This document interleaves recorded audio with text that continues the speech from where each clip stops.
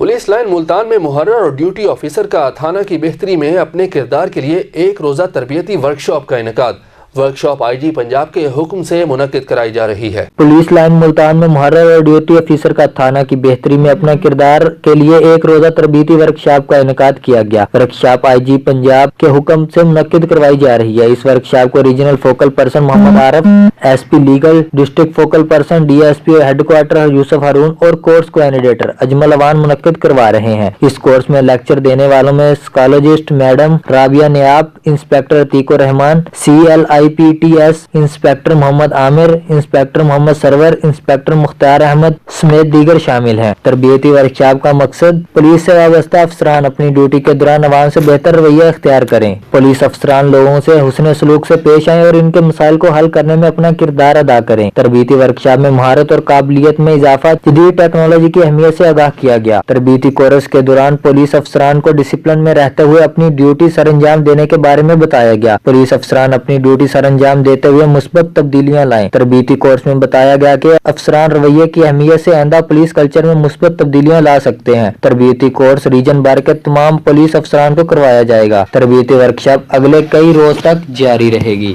ہم لاتے ہیں ٹاپ نیوز، آپ کے فیوریٹ ٹاک شوز اور انلمیٹڈ انٹرٹینمنٹ صرف یوٹیوب پر۔ اگر آپ نے ابھی تک ہمارا چینل سبسکرائب نہیں کیا تو ابھی سبسکرائب کریں اور بیل آئیکن کو کلک کر کے ہماری لیٹسٹ ویڈیوز کے بارے میں اپڈیٹ جانیں۔